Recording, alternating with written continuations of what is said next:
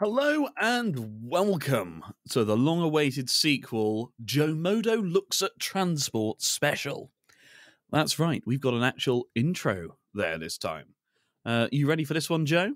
Yes, yeah, I'm delighted to be in the studio again. Excellent. Well, let's play the music and then we'll get stuck in to the exciting world of transport. Is there music? The start of this says play the music. Is there music at the start of a long-awaited sequel? Yeah, there is. There's the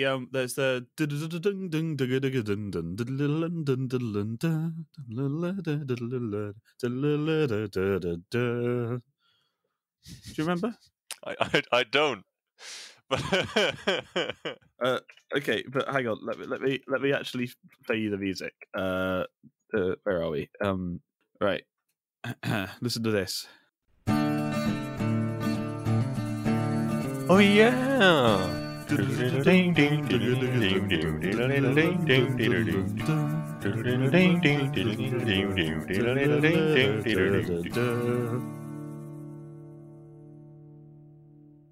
And after that slightly extended introduction there, we're back. So, Joe, I thought this could be, us showing off our knowledge to the world, educating the people on the history of transport, Yeah, no, I mean we're definitely experts on the field.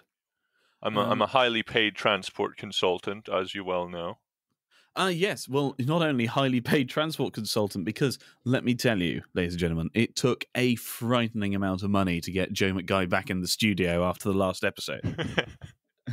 It was, put it this way, right? I make, of all the massive revenue the long-awaited sequel makes, right, I make 20% for doing the hosting, doing the planning, doing the recording, editing, broadcasting. 80% goes straight into Joe's pocket. Well, okay, doesn't actually go into my pocket though. Like, I get a lot of money, but 70% of that is the lawyers. So I don't actually see that. Wait, so wait, of your 80%, you get 10. Yeah, obviously there's lawyers' fees, right? You have to pay those. Why have you got lawyers' fees? Because I have a lawyer looking through the contract and stuff, making sure I get paid enough. So the lawyer negotiated your 80% fee. Yeah, exactly. I thought he did amazing. 80%'s huge, right? But we could have just done 50-50 on this. No, I don't think my lawyer would have signed off on that. Oh my God, well, why get him involved? It would have just been us two. What do you mean, why get him involved? I'm paying him. We better do something. All right, yeah, no. I was looking for the logic. You found it for me. It makes sense, of course. Yeah, right. Yeah. I mean, I'm paying a lawyer a lot of money. He better do something. God's sake. Right. Okay, well, now you know the revenue split, ladies and gentlemen. So we're here today to give an education, all right, to all of you. Yeah. Because there's a lot of falsehoods about the history of transport out there, and we're here to put it right. Yeah, the right falsehoods. Don't tell them that. Oh. I was making it sound like we'd researched this. It's going to be really intelligent. We've put a lot of thoughts into it. Yeah. No, I'll give you that. But it's important. It's important that we show our intellect to the world. Yeah, we have to pass on our knowledge to the massive audience out there. Yes, yeah, which is just us listening back to this to make sure that it went up all right, I think. Well, and my lawyer, obviously, he's reviewing it. Oh yeah, of course. Yeah. No, you can't go. I suppose he has to do something for 70%. Honestly, looking back, actually, 70% getting paid just to have to listen to this, I get it. Suddenly, I get it. Like the reporters that get paid danger money to go into war zones because of the additional risk they put themselves through. I think it's something related to that. I mean, according the bill you sent me, actually, I've just opened it up here. It's a good series. It's Is the bill still on? I don't still think on so. I TV? think they ended it. I've never seen a single episode. Neither have I. The only thing I know about it is Seventh Doctor Sylvester McCoy, the Seventh Doctor actor Sylvester McCoy, was in one episode as a little magician, as a homage Wait, to a him. magician. Wait, what is the bill? I thought it was a police show. Oh no, it's not Bill. Holby City. I think it's Holby City. Okay, good. Because literally the only the bill fact was going to be that there was a magician in it. I'm like, I don't know which bit is right now, so it might just be talking, even by our own standards, talking a large amount of nonsense. And the best thing is, I happen to know that, like, being serious, there will be some people from America who listen to this who won't have a clue what we're talking about. I mean, we barely do. And also, none of this belongs in a transport special, so, you know. That's true. I was just going to say, though, the item on the bill that I received from your lawyer was shit show money. That was money. Yeah, obviously that was the itemized bill. So I mean, that's what it says at the top of our expenses as well. shit show money for one person, bastard money for the other. Just like, I don't think our accounting team likes us very much. It's surprising because they take 90% of our profits. You get 90% of your profits. Wait, is that before you do the split? Yeah. Oh no. And you had the nerve of accusing my lawyer of pulling something. Well, they're accountants, you know. What are you going to do? So my lawyer really only gets 7%. It's a bargain. Of all the massive revenues of us educating the public. So let's wheel back. Let's loop back around. Oh, right? Let's wheel back. There, first transport reference of the entire episode. Excellent. We're only like 5 minutes in. So why don't we start off looking back at the long history? We can start off with the motor car, right? Mm-hmm. That's a fairly big milestone, isn't it? The first bit of transport out there, famously. Yeah, I mean, it was astonishing actually that they came up with a motor car before they had horses and bicycles. Yeah, it was. Well, you have to ask yourself how would the horses and bicycles have managed to get around before the motor car? Yeah, that's true. Actually, yeah. So they probably existed, but only in one place because they couldn't travel. Yeah, because how can you have a bicycle shop, right? If there was only bicycles as the only transport, and you have a bicycle shop, how do you get new bicycles to your bicycle shop? Oh, I'll just cycle over to the bicycle. How does the owner get to the shop to open it every morning? Yeah. So you just go, oh, I'll go pick up another bicycle from the bicycle factory. Let me just cycle over there. Oh, wait. Yeah. Or, you already have a bicycle. Let's bicycle over there. How do you move the second bicycle? Like, motor car. That works. Yeah, but that was my point, Joe. That was yeah. I thought you meant the guy wouldn't have a bicycle to get over there in the first place, because obviously he's going to buy a bicycle. Oh, right. No.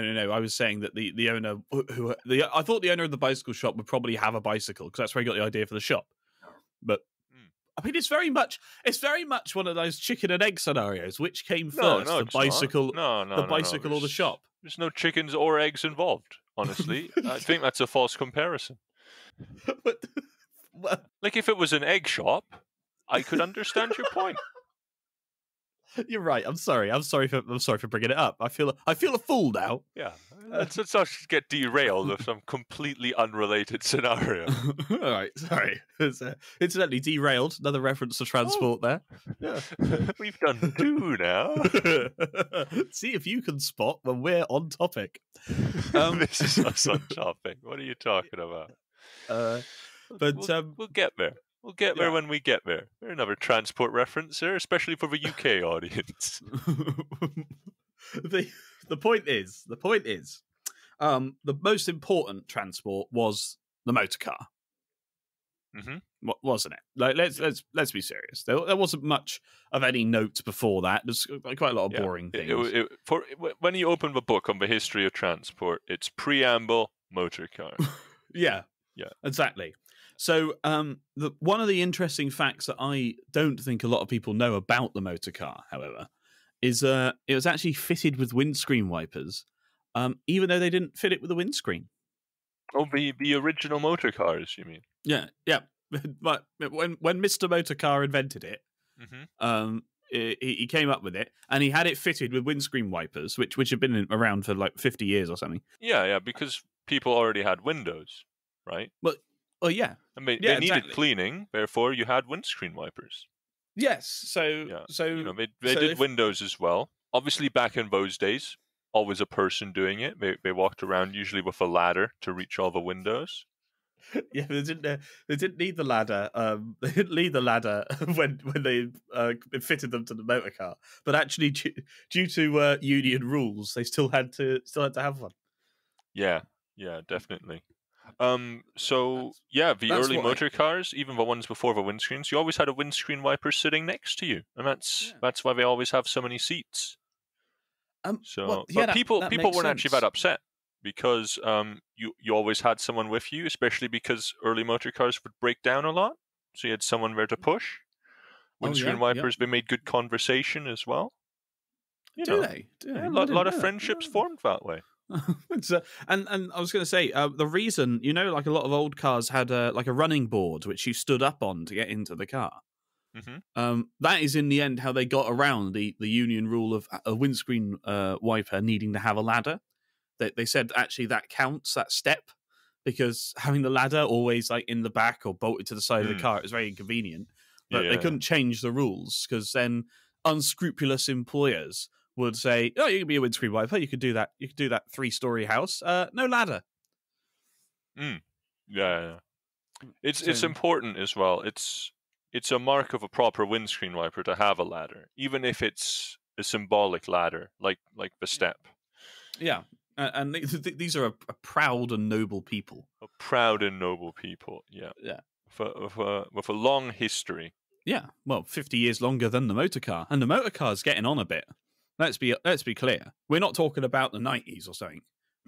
I reckon it must have been the 80s or something when the when the motor car was invented, ages ago. Yeah, ages. At least 3 months.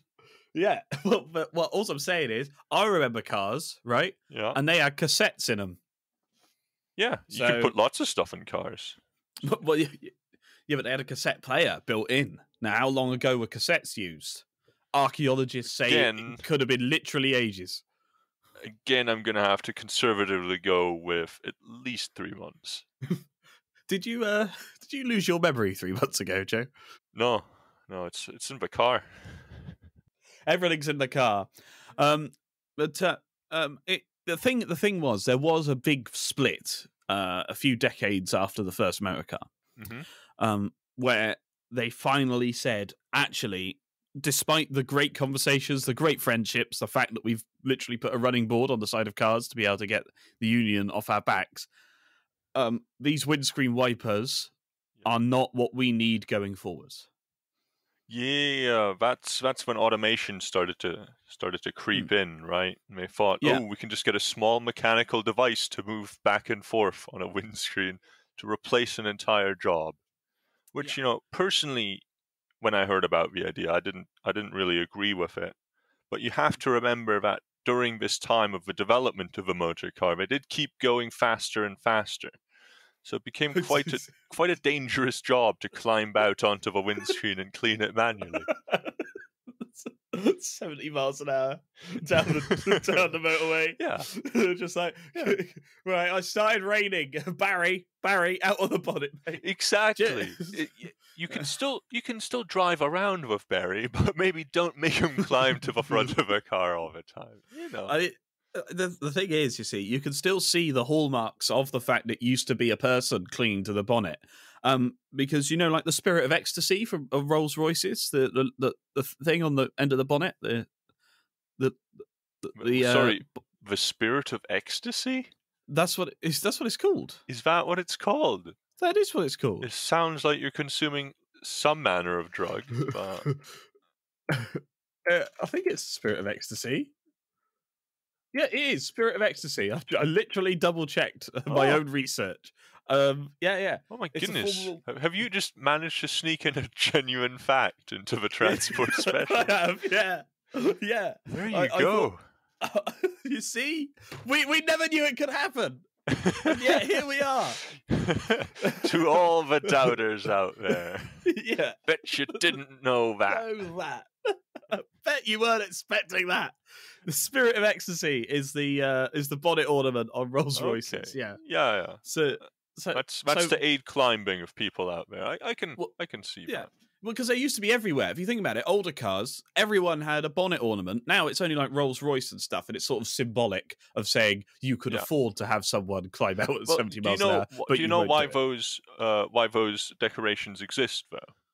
No. Actually, so obviously it's originally from ships, right? Because you had a figurehead at the front of a ship. Yes. Yeah. So that's traditional. That's another method of transport there. Ship. Yeah. Don't use it a lot. But then when the motor car was invented, you'd have the big CEOs in charge of the motor car companies, and they would sometimes see themselves as just a figurehead that doesn't actually contribute to the running of a company. And they said, I want to be more involved in the actual production of the car. So they put a little figurehead on the front of every single one. Jeez, it's perfect. It's genius. Yeah. I thought you were going to say that the very first motor cars are actually ships that were adapted with wheels. And thus, they went... That doesn't work. Look. Does it not? They tried it. Doesn't work. Yeah. Oh, okay. Oh, it's a ship idea. Oh my god. Well, one of the other things that actually was invented before the motor car that only really came into its own when the motor car came along, was a tax disc holder.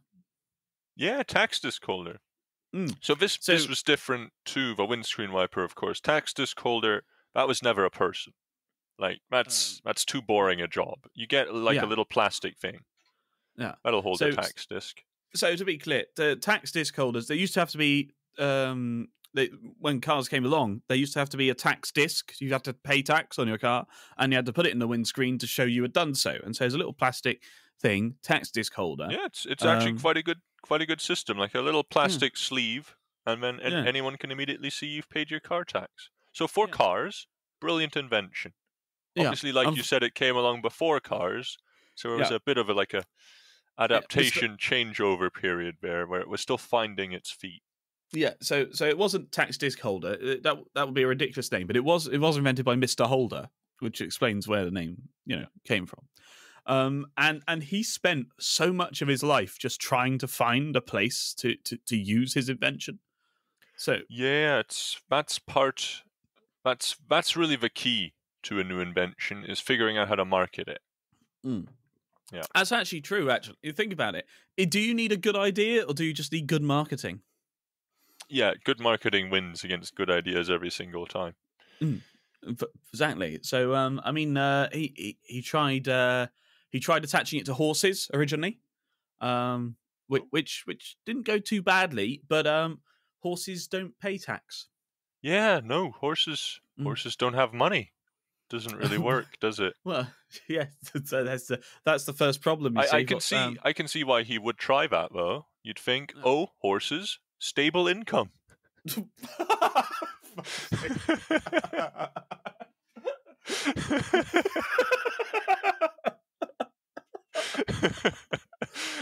can't blame a man. And they're rarely saddled with debt, actually.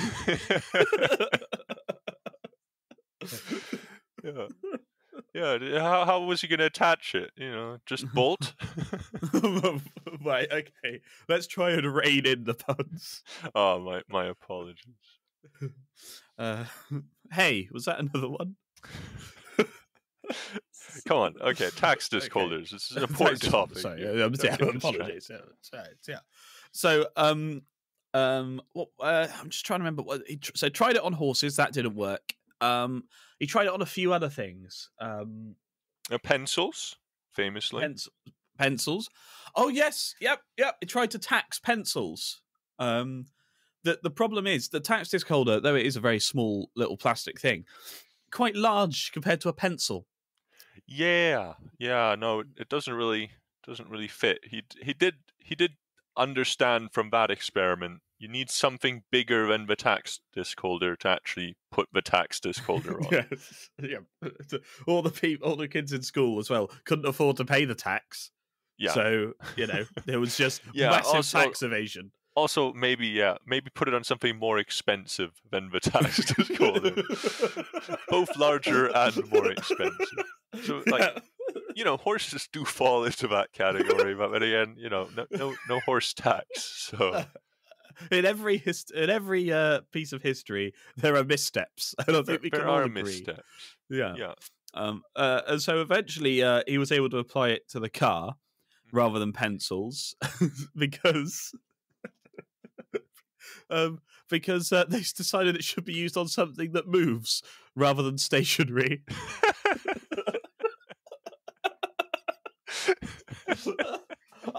I'm unreasonably pleased with that. Oh yes. Okay. Right. So that was part of the driving force. Hey. Driving force, excellent. But behind the invention of the motor car was trying to do something with these tax disc holders. And that's actually also the reason that motor cars are the size they are, is because they had to be bigger than a tax disc holder. Yeah, that was and the great thing is that the windscreen wiper was able to hold on to the tax disc in the earliest cars because they didn't have a windscreen to put it in. Yeah, that is true. It's difficult to attach something to a windscreen if you've not put in a windscreen. Do you think that contributed to the reason they put in windscreens? I can only imagine it did because so Mr. Motorcar actually married Mr. Holder's daughter. Oh, and that's where Mr. Motorcar got the idea from, because Mr. Holder had been looking, as I say, for years and years. Like, they lived in a house just with wall-to-wall tax disc holders at this point, because he'd invested all his savings into them, had them produced, and then couldn't find uses for them. So, there was one room just full of tax disc holders, another room full of untaxed pencils. Just imagine the taxes he paid as well. Yeah, I know. It's astonishing. And yet, still no use for storing that information about him paying tax. So it was all horrendously ironic. But then Mr. Motorcar, as I say, was therefore his son-in-law, and just heard Mr. Motorcar Jr. I thought it was Mr. Maybe it was Mr. Motorcar Jr. Well, it's a family name. It's a family name, isn't it? So. But there he was, just listening to Mr. Holder just like rant and rave at another family dinner, going, "I've made this perfect thing and no one's using it." And he decided, but you know what? I'll make something that you can put this into. And he went away, did God knows how much work, and came up with his invention. Now, he originally did call it, out of respect to his father-in-law, the tax disc holder. Right. Yeah. Mm-hmm. But Mr. Holder was so pleased that he said, "No, you should be recognised as like the originator of this," and so it was named after him, Mr. Motorcar. Well, Motorcar. It was named after. Yeah. That's you don't want to gender it, but when you're constraining your possible market. That's true. And again, we know marketing is more important than a good idea. For sure. Mm-hmm. That's why our marketing team gets 85%. Wait, what? Yeah. Who signed up on this? The money goes straight out of the gross income before the accountants even see it. Who signed up? Oh, the accountants signed up on this. That was careless of them. Look, I originally thought it was going to be a huge expense, but the marketing team gave a really good presentation on why I should hire them. So I should not have given you the right to sign away the revenue from this. Then you should have hired your own lawyer. I couldn't afford it. There was no money left. We signed a £3 million deal to do these episodes, and there's £2.50 left in the bank account. At some point we need some kind of flow chart to actually track the money through all this. And then of course famously half your money has to go to Fish Hands 92. So, or Queen BFC, as she is also known. yeah. No, of course. Yeah, I'll be honest with you. The revenue split is getting complex, and I'm not sure. I'm not sure what tax I need to pay. But when I figured it out, I can fortunately put it in this handy holder. It sits right here. Thank Mr. Holder for that. Yeah. Where do we go from here? Where do we go from here? I mean, we've explained the origin of the motor car, and the tax disc holder, and windscreen wipers. Yeah. So that's 3 pieces of information. Actually, no, 4 pieces of information. Figureheads and the spirit of ecstasy. So 4 pieces of information, and one of them was factually accurate. Okay, that's true. That's true. I think that's a successful transport special. That's a pretty solid episode, and I have to say we're also running over time. So, I'd just like to say, thank you for listening to us giving you the information you didn't know before. We've had in the studio just Komodo alongside Joe McGuy. Hello, that's me. Always a pleasure. Always happy to take away time from twitch.tv/Joe McGuy. Sadly, we can't record these episodes more often because I'm always busy at 8 p.m. GMT on a Wednesday streaming high-quality content at twitch.tv/Joe McGuy. I didn't know you streamed high-quality content. I missed. When did you start that? Oh, it's probably because you're usually busy streaming on twitch.tv/just Komodo that you don't have that much time. That's true, actually. Twitch.tv/just Komodo. Every Monday, Thursday, and Friday currently, with potential weekends coming in as well. Oh, that doesn't leave a lot of time for the quality podcast that you do on a regular basis. The long-awaited sequel. Do you mean the long? Yeah, I was going to change. Do you mean the long-awaited sequel? It's available on iTunes, YouTube, Spotify, and any other good podcasting app. Yeah, that's for one. I was thinking of one that's available on youtube.com/just Komodo. I got to say, it's good that we managed to keep everything so highbrow in this show and don't do any of that shameless self-advertising that you see people do on other shows. I mean, honestly, why would we do self-advertising when we have that marketing team? Exactly. Oh, well, thank you very much for being here, Joe. Thank you for listening. Tune in the next time when we will be doing an introduction to the long-awaited sequel.